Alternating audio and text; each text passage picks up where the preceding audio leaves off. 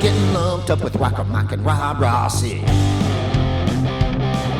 I'm getting lumped up with RockerMike and Rob Rossi. Well, I'm lumped up, but I'm okay. It's gonna get lumped up anyway. You better call back the posse. Just getting lumped up with RockerMike and Rob Rossi. Getting lumped up with RockerMike and Rob Rossi.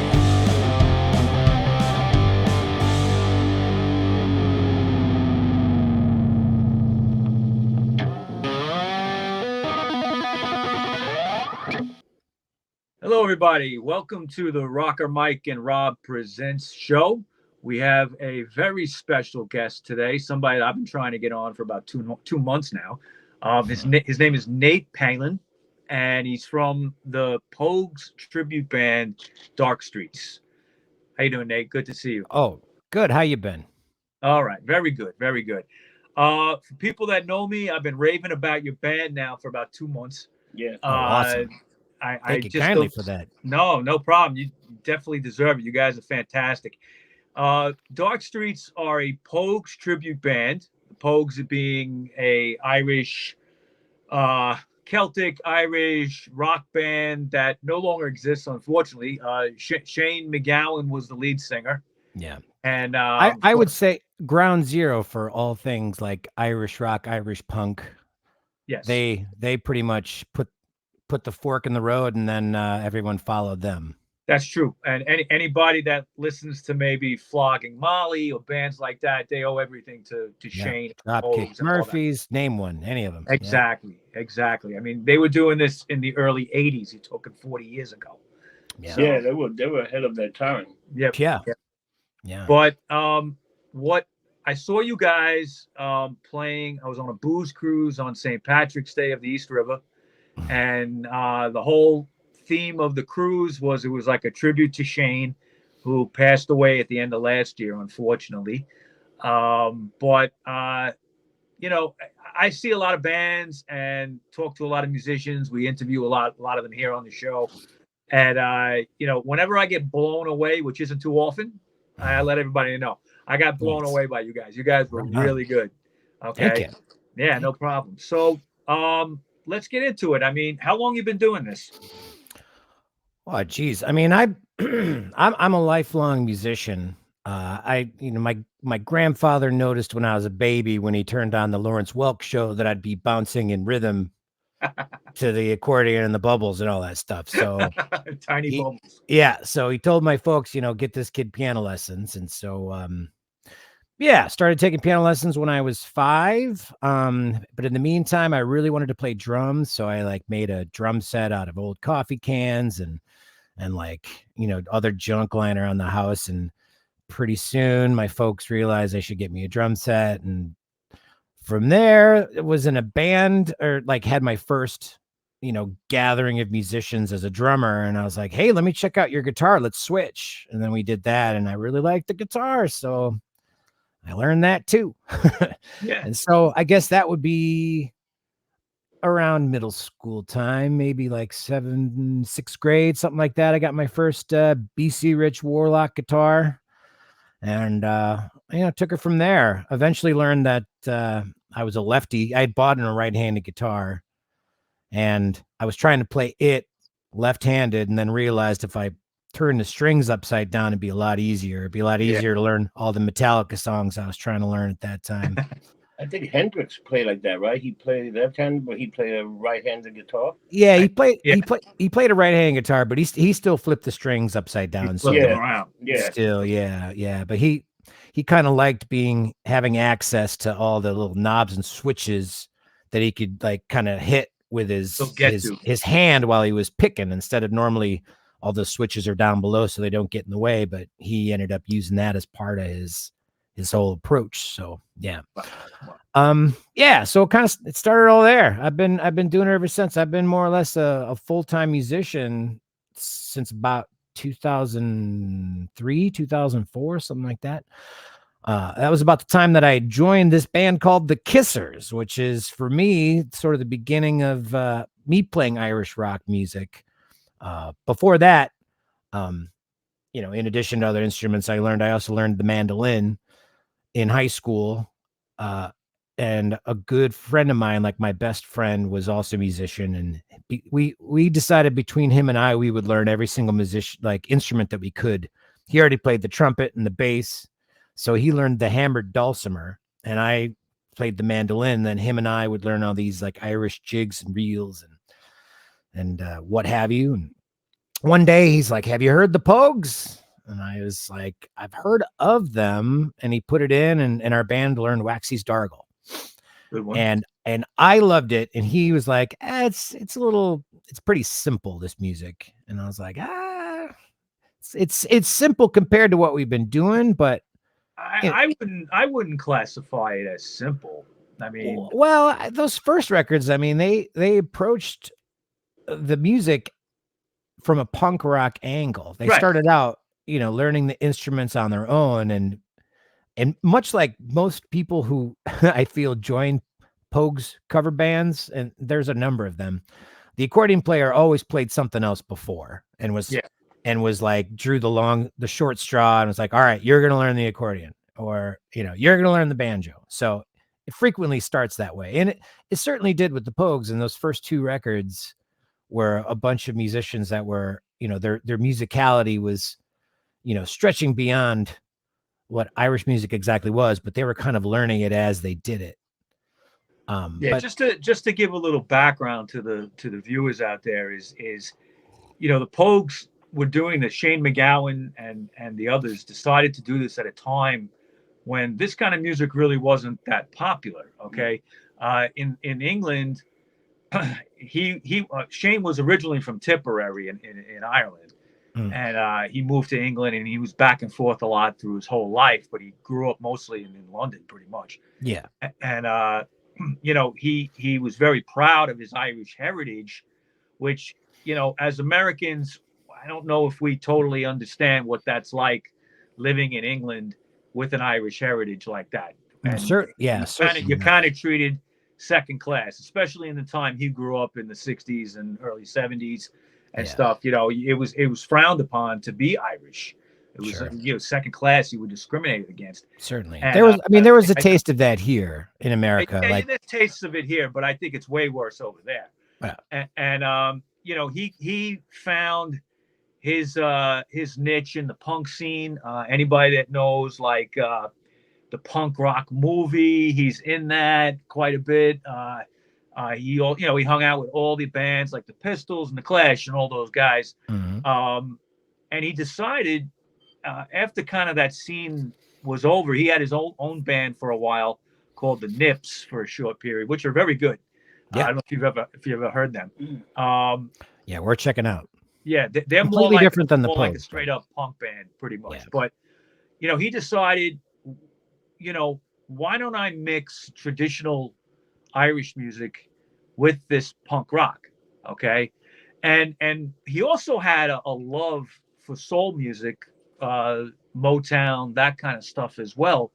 And he kind of fused these things into this new sound. And I was reading a book about him not too long ago, and it was described like, at the time Ireland was coming into its own as a country. They were kind of modernizing. It took them a long time after they got their independence and after the Second World War, it took a lot of time for them to kind of find themselves as a country. And they were beginning to do that. And there were people in Ireland that were like, when the Pogues came along, were like, oh shit, this is just what we need, another drunken Paddy. You know what I mean? Right? Yep. And it was kind of like frowned upon. Yeah. But it really, which is ironic. I mean, at that time, everyone frowned upon it. I mean, the traditional Irish people were just like, this is the last thing we need when we're trying to dig our name out of the gutter. Right. And then meanwhile, these guys are also in London playing IRA songs and just pissing them off too. So I mean, Shane was very down with the IRA. Yeah. And all that. And the songs, some of the songs celebrated that.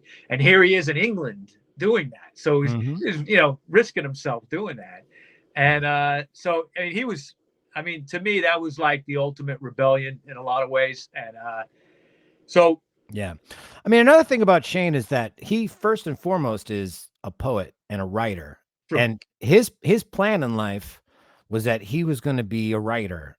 And when he got discovered to music, he said, this is going to be my avenue for me to get my writings out. So, Right. you know, he quickly turned those into song forms. And so that's why, you know, the lyrics really come first when it comes to Pogue songs, like all the classic numbers, True. you know, are about like him, his imagery, his ability to access the language from like, you know, long ago. You know, a lot of the, you know, words and images he uses are just like dark and deep and really rich in imagery. So, you know, that's why, you know, when I said that the music was simple, it's like the songs that he writes are typically 3-4 chords tops. Yeah.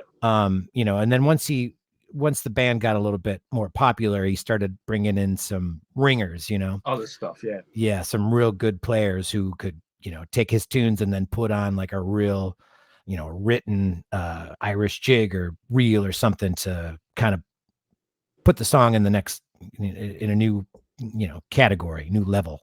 You ever see them live? Bunch of times. I never got to see them in their heyday, but the second they started doing reunion shows, I was right there. I caught them at the Ritz in '88. Wow. That was like right Wow. when Fairy Tale in New York was pretty big.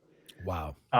And I'll never forget that show. That was fucking fantastic. Just, Yeah. you know, everything you'd figure it would be, it was. Then I saw them one other time at the reunion. I guess it was around 2002, I think. Okay. You know, and they were good, but you know, I mean, I caught them once in their heyday, and that I'm just glad because Shane was some front man. Yeah, he really was. He also had that great documentary, the interviewing him. Remember that documentary? Yeah. What was the name of that?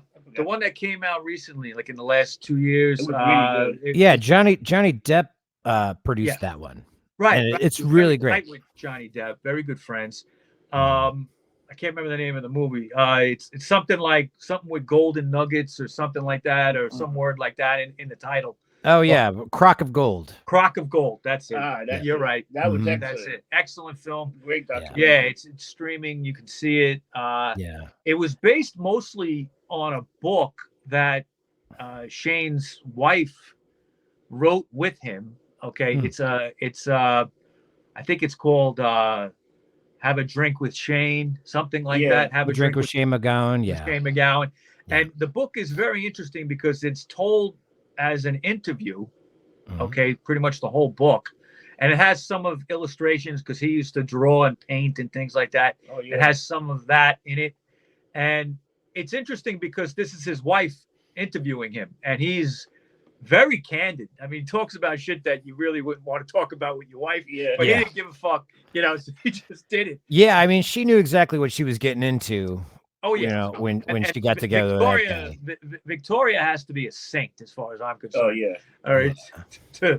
I don't know, but I've tried reaching out to her a couple of times since Shane died, and I haven't gotten much of a response yet. I'd love to interview her, but I'm sure there's a million people that want to. Yeah. I'm sure that she'll see this and reach out to me. So if you're there, give me a call. Victoria. Yes. Yep. You know what? I'm gonna make a little toast right now. Okay, it's post time. Yeah. All right. To Shane and to you, Nate, and your band. Cheers. And all the success. Cheers. Yeah. Cheers. Do you have any more live shows coming up? We do. We always kind of have shows on the forefront. Let me look up real quick. I know we've been doing a regular thing at Patty Riley's. I just saw you there. I was going to ask you, how was it? Yeah, I just saw them there last week. And unfortunately, I couldn't stay for the whole thing.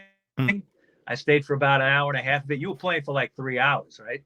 Yeah, that's our normal gig there. Is that your normal gig? You do like 2 sets? Yeah, we do 2 sets, sometimes 3 if we have to. I mean, we have a lot of material. I know. You know, because this is my, you know, as I had said before, or I didn't quite get into it, but the band that I was in before, the Kissers, essentially started out as a Pogues tribute band as well. Okay. It wasn't my band though. I sort of joined them. However, our bass player Caitlin, she was in that band from like at the ground level. She essentially, from what I understand, learned the bass. She initially is a cellist. So when her cousin and my friend Ken Fitzsimmons, when they started the band, she was playing cello as the bass lines, and after one time, they were like, "This isn't gonna work." So let's try something different. But anyways, we are playing again on June 20th, and that is a Thursday. Sort of our understanding is that we're there the third Thursday of every month, if we're available. Because sometimes that's Patty Riley's on 2nd Avenue between 28th Street and 29th Street. God bless you, sir. Thank you. That's correct. Yes. Okay. The mulberry trees are in the air. Yeah, I understand. It's that time of year, man. Yeah. But so anyways, I just want to tell you about the Kissers real quick. So anyways, that band started out a Pogues tribute band and then started branching out, writing their own stuff and doing more traditionals. And then, which I think is how a lot of Irish rock bands start, is by kind of like, emulating the Pogues. And then from there, kind of adding more Irish music to what they're doing. Well, there's a rich history of that music, and even Shane in his time in the Pogues, he got acquainted with like the Dubliners, and I mean he knew that he got to be friends with these guys and collaborated with them. Yep. And all that. So there's so much music. I mean, as an Irish band, you're mostly Pogues. I meant to ask you on the cruise, and I was pretty lumped up, so that's why I got to ask you. Didn't you have a couple of originals, like one or two or something? At the moment we have one original, which was a song. It was a song that I wrote for the Kissers, so it's on that band's first album. So if you want to, if you got the Spotify or the many means of obtaining music, the Kissers, Fire in the Belly, and the song is called West Pacific. Right. So we've got that one, and it's I'm pretty proud of that number. So is that something that you might want to expand on as a tribute band, go more into originals? 100%. I mean, we didn't really necessarily want to be a tribute to the Pogues. Right. I mean, that we kind of felt that Shane MacGowan's music was a really good jump off point, because that music is truly timeless. True. Like in the years that I've been a fan of the Pogues, and I've been a fan of countless other bands that have come into my life and left my life, and like for some reason that band has just stood the test of time always, where I still wake up in the morning and sing Body of American. Like it's like a part of me, and it's not even an annoyance. It's like, great, I get to start my day with one of the greatest songs ever written. Yeah. And so with that in mind, our approach isn't to just be like another Irish band. Like I've been doing music my whole life, and I really, and this is how I am with all projects that I do, is I really want to do a project that I want to see. And so we are kind of using the accordion as sort of the central piece to what we're doing. So from there, like, we're going to be learning some Camper Van Beethoven. We do, we do some Elvis Costello. We do some Stones. We do some Springsteen, some Tom Waits, some Nick Cave. I really like for Dark Streets. I was really looking at it as like, music that sounds happy, but when you listen to the lyrics, they're not. They're darker lyrics. Yeah. No, and it's true. It's true. And it doesn't have to be the Pogues to be like that. It's, Yeah. But with that in mind, the instrumentation that we have banjo, mandolin, accordion. Mm-hmm. That's what's at our disposal. So I am in the process of writing music for this group. But I'm a stickler for making sure the songs are good before I bring them out. It's not just good enough for me to be like, hey, look at this turd I made. It's like, got to make sure that's shined up. It's got to look good. So yeah, anyways, definitely. Yeah. Now, obviously the Irish music background is your thing, but like, what other stuff do you like? What other bands? What other genres? Well, when my first answer when somebody asks me what my favorite band is I say Pavement.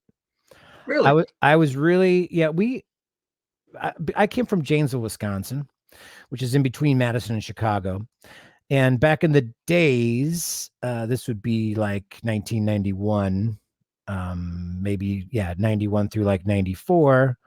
I think grunge was happening, but we had a punk scene there, and so we had a few or really great fellas that would rent out a Knights of Columbus or a hall connected to a pizza joint and have punk bands. So all the Lookout bands were coming in those days, like, Mr. T Experience and the Parasites and the Queers and Screech and Weasel. And Screech and Weasel's from Chicago. Right. Even Green Day. Green Day played. Green Day was supposed to spend, I have a whole story about Green Day having to spend the night at my house, but they sold all their t-shirts because it was the biggest show they had played. They had 400 kids come to the show, and they sold all their t-shirts, so they had to get to the next time. So long story short, I got a ride home from Green Day. So I really love music, and pop punk really kind of wasn't enough for me. Yeah. But it was still like a music scene that I could latch on to. So I was sort of trying to do my own style of music that would kind of fit within the punk ethos. And, with various degrees of success, I suppose. I eventually went like the ska punk ways of Op Ivy and things like that. Until I got into the Irish thing, and then that seemed to be kind of my wheelhouse. But so, once again, short story long, I really liked indie rock in the 90s. So it was Pavement, Yola Tango, John Spencer Blues Explosion, everything that was on Matador. Yeah, I was eating up. In my opinion, that stuff was probably the last era of like good radio. Okay. Yeah. In America, unfortunately, radio has taken a terrible downward spiral as far as quality. But in the 90s, you did have, band alternative music that would be called alternative getting played. And it was a very cool time.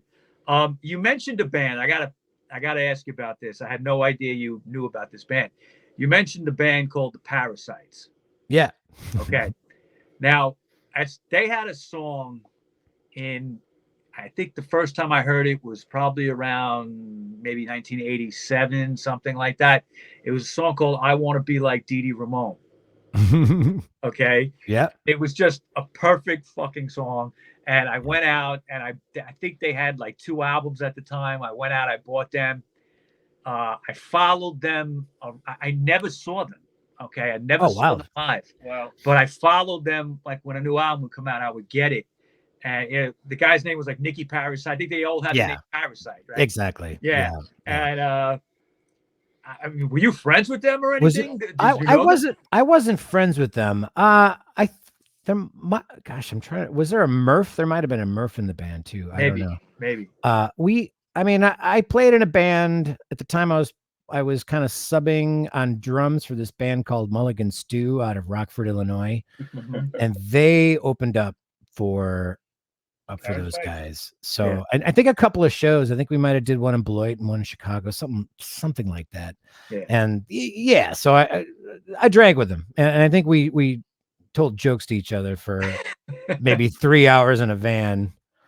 And it's funny. It's funny because they're kind of like forgotten in a lot of ways. I don't think they're around anymore. They're kind of forgotten in that whole thing. But they were a very cool band. In fact, one of their albums, I think called, I forget what it was called, but I think Marky Ramone had something to do with it, right? I don't really know. Might have produced one of their records. I didn't really follow them all that much. I knew the name because, as I said, they came to town and they would play. Cool.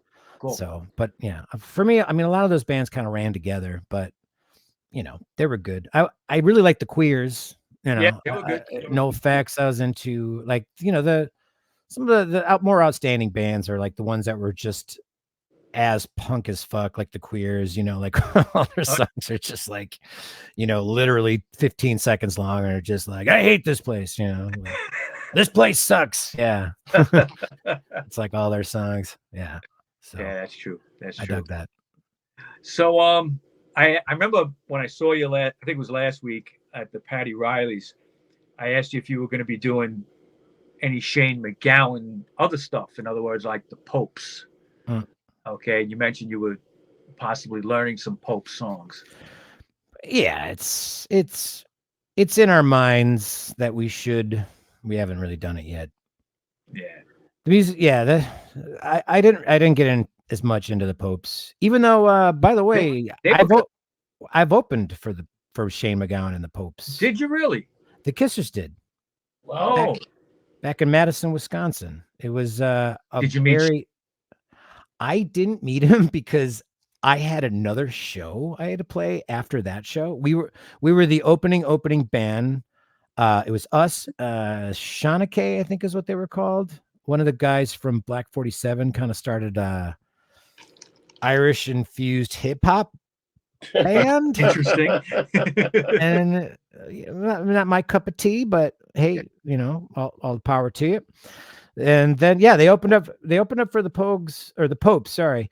And they had just missed the previous two shows. My understanding was they were supposed to play in something like Minneapolis one day and then maybe Detroit the next day, and they missed both shows. And we were like, well, what are the chances that he's going to come to little old Madison, Wisconsin?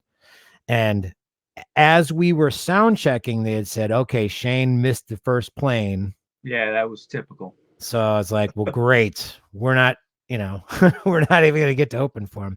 And even as we're on stage performing, our front man, Ken, was like, and coming up later, Shane MacGowan and the Popes. And I was doing everything I could to be like, yeah, right. They're not coming. And the crazy thing is in those days, the Popes would be there. And so if Shane didn't show up, the Popes would just play. Yeah, they played without him. Yeah. Yeah, and they would give. I heard they kind of gave some money back if that happened, so people would be fine. But I'd also heard that the Popes without Shane were sometimes better than with Shane, depending on the condition he was in. Exactly, and that was always the issue with Shane, whether he was in the Popes or the Pogues or whatever he was doing. You didn't know if he was going to show. You didn't know what condition he was going to be in, especially later on. Yeah. And this was certainly during that later on stage where he was. Right. Though that said, he came out and played a great show. I caught like 2 songs and then I had to get in my car and head across town where my indie rock band was playing a show at another bar. So I did not get to partake in the picture taking that the other members of my band did. Wow. Yeah. I'm sure you kick yourself in the ass with that, right? Yeah, that was poor planning on my part. But I think it was the CD release party for our band. And like we booked this Shane thing just last minute and it was like, well, how do I say no? Obviously I'm going to do it. So it was kind of in a rock and a hard place at that point, but the night went off. Still opened up for Shane MacGowan. When Shane passed away, I think it was the very end of November. It's funny, like people been expecting his demise for the last 25 years, pretty much, if not longer. Yeah. But it still came as kind of a shock, to me at least. I knew he was ill. I was following him online, and there was some pictures of him in the hospital. Yeah. Maybe a few months before, but he'd been there before, and he managed to hang on. But when he did pass, it was still kind of a shock, similar to like when Johnny Thunders died. Like I was a big Thunders fan, and sure, yeah, he was calling for his demise for 20 years, and it never happened until it did. And then everybody was like, oh shit, it's just, and, but the love came out in full force for Shane, after he passed. Even people like Bruce Springsteen were outspoken as to how much of an influence.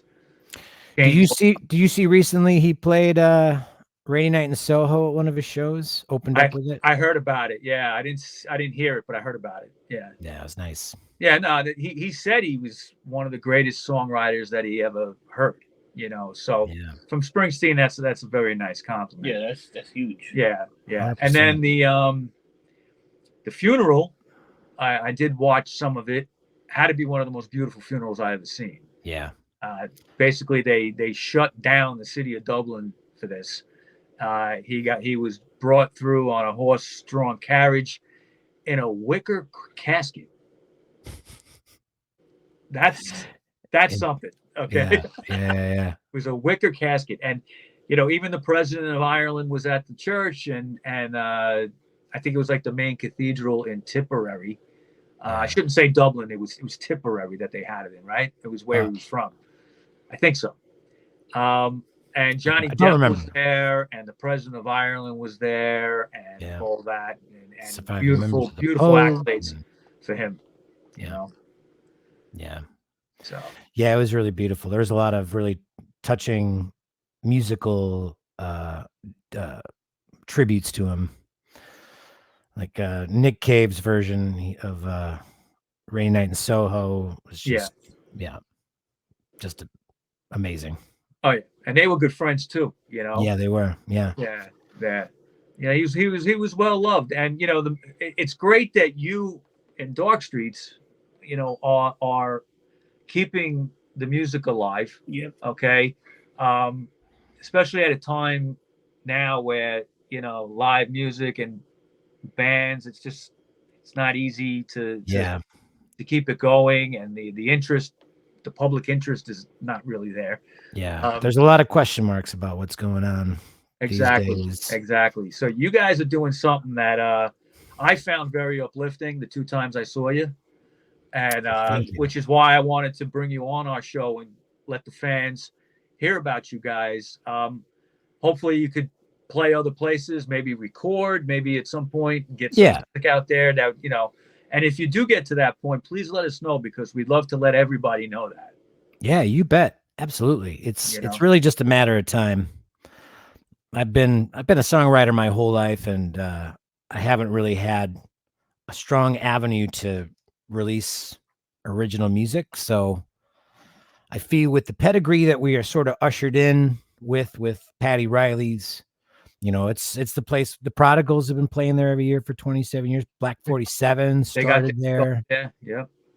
Like the bands that have really called that place a home is astounding.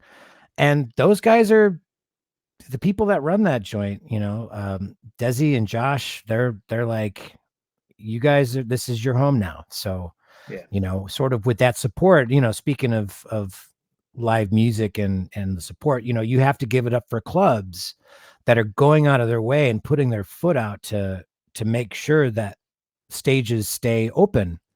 And, as long as, that's really where it gets scary, because, if clubs like that don't turn a profit, if people aren't coming out to see them play, then these places will shut down. There's not going to be a place to see live music anymore. And many have shut down, and not just because of, say, COVID or other things. It's just in Manhattan, there's very few places to play anymore. Yeah. When you're on a lower level, okay. Mm-hmm. Yeah. People are going to Brooklyn. There's more venues in Brooklyn. There's more venues out there than there are in the city. Ridgewood now, I hear, is kind of turning into the spot. Yeah, there's that Queens. TVI club. Yeah, excellent place. I've been Great there club. Twice already. Very, very cool place. Yeah. And they seem to be doing the right thing. They're paying their bands, first of all, right? Okay, from what I hear, there's no problems with that. Yeah. And they're promoting, and they're getting a wide variety of styles in there. It isn't just one type of music. Yeah. It's good. It's just underground music. We talk about this a lot, like rock and roll always ebbs and flows and goes in and out of the top 40 or whatever. But this is probably in my knowledge, this is probably the lowest it's been in ever, pretty much. Okay. For sure. They used to say a thing that every 10 years there would be a resurrection of rock music. Yeah. It sort of happened with Nirvana and the grunge thing, the alternative rock thing. And then 10 years later, it was the Strokes and the White Stripes. Yeah.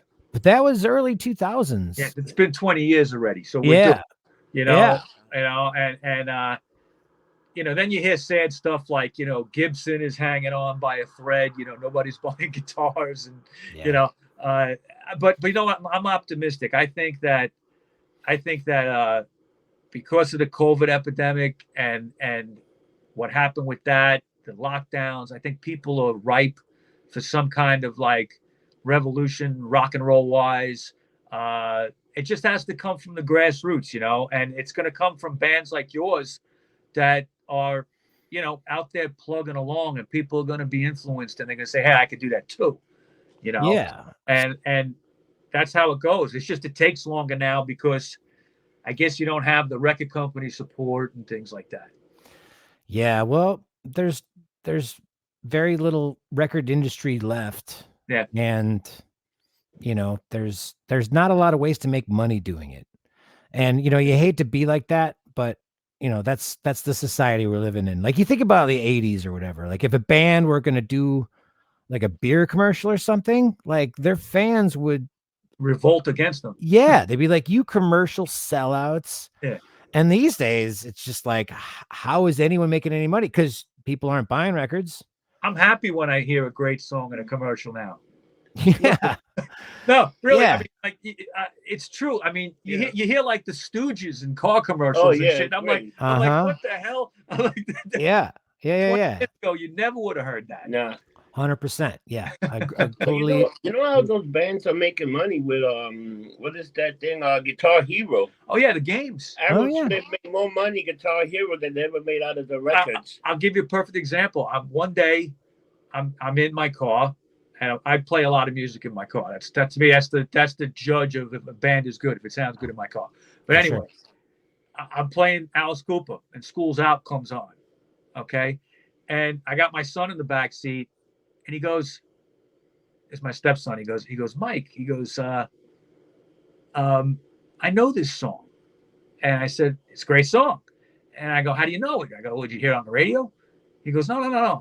Guitar Hero. I play on Guitar Hero. And I went like, holy shit.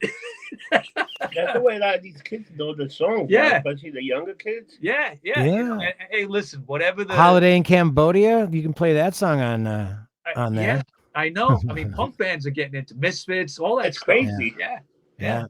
And we've heard the Pogues in commercials too. Getting back to them. Okay. Yeah. There's I think, was it a car commercial? I think it was a car commercial that was they used If I Should Fall from the Grace of God. Oh yeah, you're right. I remember that. That was it a car commercial? Ago. Yeah. It was 100%. Yeah. Pretty excited to hear that. I always like to hear, they would always play him on The Wire. Yes. Yeah, there's a couple of times where McNulty's driving his car and like, I am go. Yeah. That's Yeah. cool. I mean, there's a lot of cool people, I guess, writing shows and stuff like that that manage to slip in a few things. Some of the music. Yeah. Mm-hmm. Yep. All right. So, but you know, the thing is, Mike, you know, the thing is though, like a revolution, like what are we even, is there a revolution to be had, or is it even important? Like every time it happens, all the people that are involved are just like, no, rarely are they doing it to start a revolution. They're just like, we're making something, we're making some art that's meaningful to us and seems to really, you know, like connect with an audience. So that's really what it's all about. Like everything else, whatever, you know, it's like, you got to keep your ears open and your hearts open for like new sounds and new things that are happening. And, you know, like music is going to connect with people one way or another, you know, and unless they are going to be completely shut out with, I don't know, like virtual reality and whatever the hell else is going on. Like as soon as they completely detach from like what you can taste and touch and see around you, you know, like this music's going to connect, and especially the Pogues music. You know, Shane MacGowan wrote songs that really like dig deep into your soul. So as long as you're listening, you know, it's gonna work. Whether we play these songs or not, the music is timeless. You know, well, I also think people not listening to the radios anymore and just going on the app or picking the song or a station. People don't really listen to the radio. I thought the radio was like a big deal. Like if you had your album, like you had to listen to the radio to listen to new music. Mm-hmm. Now you can just go online or go Apple and just play whatever song you like. You don't even have to listen to the whole album. You can just play the songs you like, make a playlist, and that's it. Yeah. I mean, they really changed a lot. Spotify not that I want to champion Spotify all that much, but they do make mixes that will kind of tap into what you're listening to. And I actually do get turned on to stuff new and old through Spotify because I want to experience new music. So, and I think people ultimately want something new, Yeah. I listen to, on Sirius, I listen to Little Steven's Underground Garage. Me too. Okay. What I like about what he does is he mixes old and new. Yeah. Okay. And you get this whole rock and roll world encompassed in one thing. And he'll play, Willie Dixon right next to the Pokes. It's like, and to me, it's great because it's all one thing. Yeah. Not to mention the history behind it too. Like there's always these big, long stories about, I love it. Yeah. Yeah. I enjoy that too. All right. So Nate, I want to thank you for coming on. Yeah. Thanks for having me there, Mike. Yeah. And cheers, Rob. We're big fans. Yeah. And we're going to come see you at Patty Riley's. What's the next date? What's the next one? June 20th, you said? June 20th. Yes. Okay. And I think it's a late show. I think it's a 10 p.m. show. I'm not 100% to keep your eyes, whether that's the exact time we're playing or not, but we are going to be there the 20th. And we are going to be, I'll tell you right now, we're debuting an Iron Maiden song. Oh, wow. Okay. We've been have to be there. Yeah, I'm not going to tell you which one, but we've been just like, the fact you even doing it.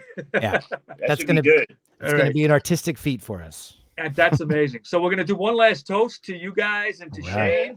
Cheers. Cheers, brother. You guys have been great.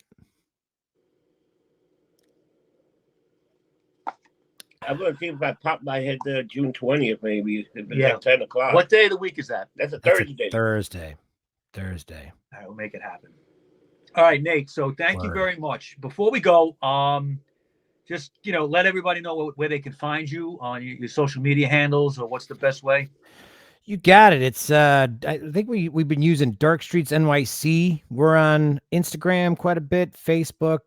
Those two spots are where we're pushing it. Tried to get into TikTok, but whatever. I still can't get into TikTok, but I mean, and I think the best way is you can sign up for our newsletter, and gosh, I wish I could remember how to subscribe. Can you give me a second? Yeah. All right. Do you have a website? We don't have a website. Okay. We should. Yeah. We should, but we don't. That's always a good way of putting, you people go to the website, then they can subscribe to the newsletter. Yeah, 100%. All right. Well, we have a fan club. I don't know how to get to it. You got to come see us live, and then we'll give you a thing. And maybe if anybody out there has any questions, you can contact me also, and I'll try to find out. Right on. You can also just email us, which is at pause. Forgive me. Dark Streets. The hell is our? I have no idea. You know what? You see, that's why we keep it underground, man. Because we don't. It's so underground, you can't. That's how we do it. It's because we are unable to dig ourselves out of the gutter. Well, I could probably find some links so people can find y'all. Look at Google and see what you guys have out there. Yeah. Got Google that stuff, man. It's Dark Streets NYC. Throw in the word Pogues because otherwise geez. NYC, I think, is the way to go. Dark Streets NYC. I've seen that on Google before. Yeah, it's out there. All right, cool. And we'll put them up on the show, and people can see it. There you go. Maybe after we're done with this, I'll chat to Caitlin, who's much more tech savvy than I am, and no problem. I'm the arts. You know what I mean? I write the songs. You don't concern yourself with such things. She's the brains behind the operation. So. Okay. Very nice girl, and I admire her bass playing. Yeah, she's amazing. Yeah, Incredible. So, okay, Nate, thank you very much. All right, thanks again. Mike and Rob Presents show. Yeah. And what do we say at the end of every show, Rob? We don't get drunk. We get lumped up. We'll see you next time. All right. Take care, people. Ciao.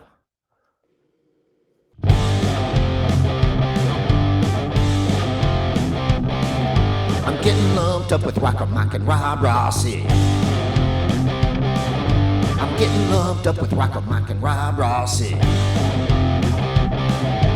I'm lumped up, but I'm okay. It's gonna get lumped up anyway. Better call back the posse. Just getting lumped up like Mike and Rob Presents. Getting lumped up like Mike and Rob Presents.